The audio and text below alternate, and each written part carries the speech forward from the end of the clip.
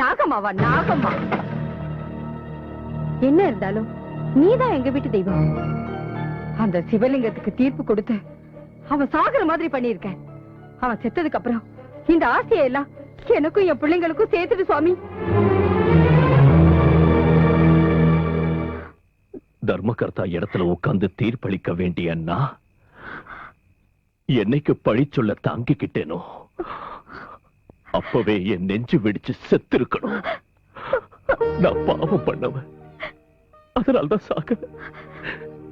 இன்னும் 24 மணி நேரம் வாழ்ந்து நான் என்ன பண்ணணும்? யார கொல்ல? உன் முகத்தை பார்க்க கூட எனக்கு அருகதை இல்ல. இன்னும் என்ன பிழைக்க வைக்க ஏன் நினைக்கிற? என்ன கொன்னுடு, கொன்னுடு. தப்பு பண்ணவங்க தான் தண்டனை அனுபவிக்கணும்.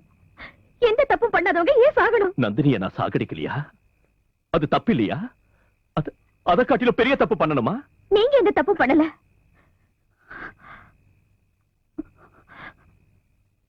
தப்பு பண்ணது உங்க அம்மாதான்.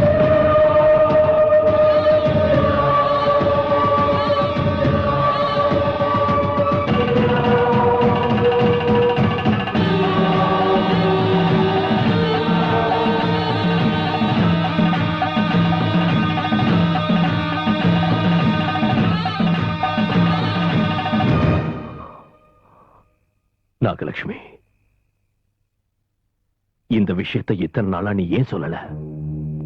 நீங்க உங்க அம்மா மேல வச்சிருந்த பாசத்துக்காகவும் அன்புக்காகவும் நான் இந்த நிஜத்தை சொல்ல வேண்டாம்னு நினைச்சேன்.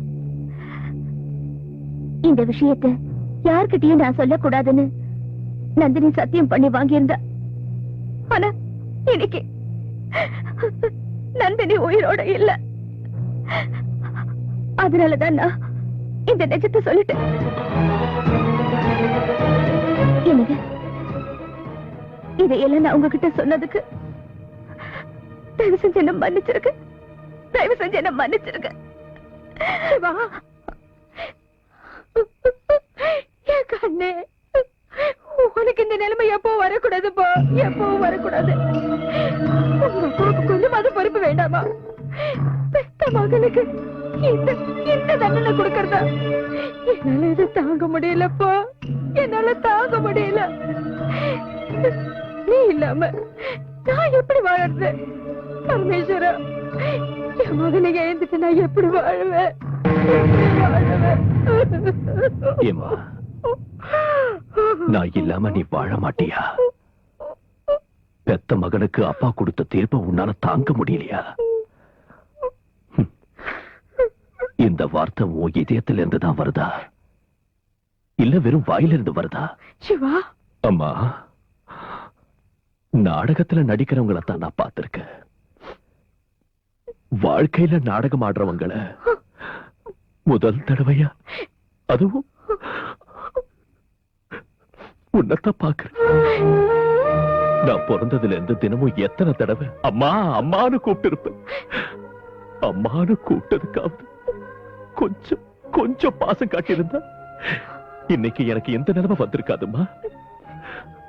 பெத்த தாய்க்கும் மத்த தாய்க்கும் எந்த வித்தியாசங்கிறது இன்னைக்குதான் நான் தெரிஞ்சுக்கிட்டேன். அதே என்ன பெத்த தாயா இருந்தா எப்படி பண்ணிருப்பாங்களா? யாரோ பெத்த புள்ளன்னு நினைச்சுக்கிட்டு சின்ன வயசுல விஷம் கொடுத்து என்ன ஏமா விஷமணிதான் நான் மாத்தின? ஏமா எனக்கு கல்யாணம் பண்ண? அப்பாவியான நந்தினிய சாகடிச்சு ஒரு கொலைகாரனாக்கி இத்தனை ஜனங்க முன்னால நிக்கிற நிலைமைக்கு என்ன ஏமா ஆளாக்குன? அம்மா, அந்த ஸ்ரீராமச்சந்திர பிரபு கைகையை வார்த்தைக்காக சீதையை அழைச்சுக்கிட்டு காட்டுக்கு போனா, சிவா நீ செத்தா இந்த ஆஸ்திங்கெல்லாம் என் பெண்களுக்கே கிடைக்கும்னு நீ ஒரு வார்த்தை சொல்லிருந்தா போதும், அன்னைக்கே உன் காலடியில விழுந்து செத்திருப்ப. தாய்க்காக எப்பவுமே உயிரை கொடுக்கிற பிள்ளைய ஏமா நீ சாகடிக்கிற? ஏமா நீ சாகடிக்கிற?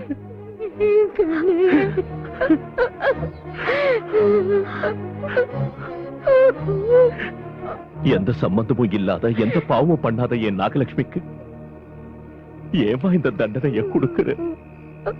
சொல்லுமா, சொல்லு.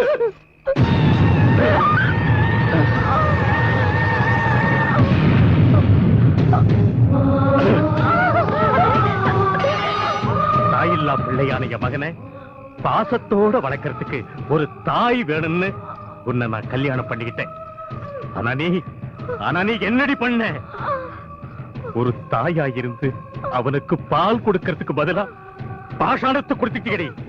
நான் உன் மேல வச்சிருந்த நம்பிக்கையே நயவஞ்சகமா நாடகம் ஆடி நாசமாக்கிட்டியே. கொஞ்சம் கொஞ்சமா நஞ்சு கொடுத்து மனித பாம்பாக்கிட்டியே. ராட்சசி! உன்னாட்ட ராட்சசிங்களால பெண் இனத்துக்கே அவமானம், தாய்ங்கிற வார்த்தைக்கே களங்கம். நீ எல்லாம் வாழவே கூடாது. நாம் பண்ணது கொலை இல்லடி, உனக்கு நான் கொடுத்த தர்மத்தின் தீர்ப்பு.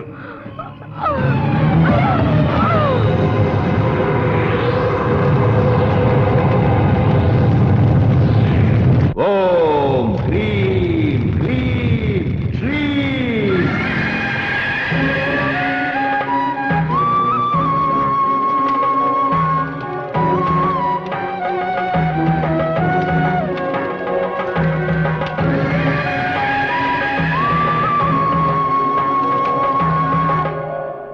கருடா ஹோ.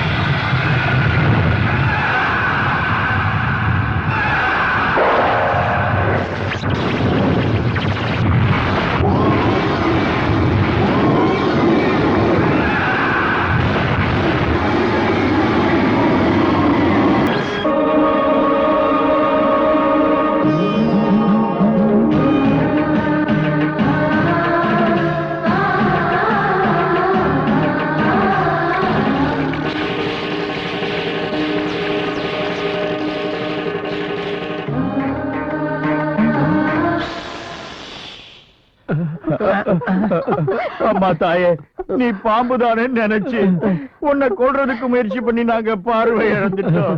தயவு செஞ்சு எங்களை மன்னிச்சிரு தாயே. எங்களை மன்னிச்சிரு. எனக்கு கண்ணு வந்துருச்சு.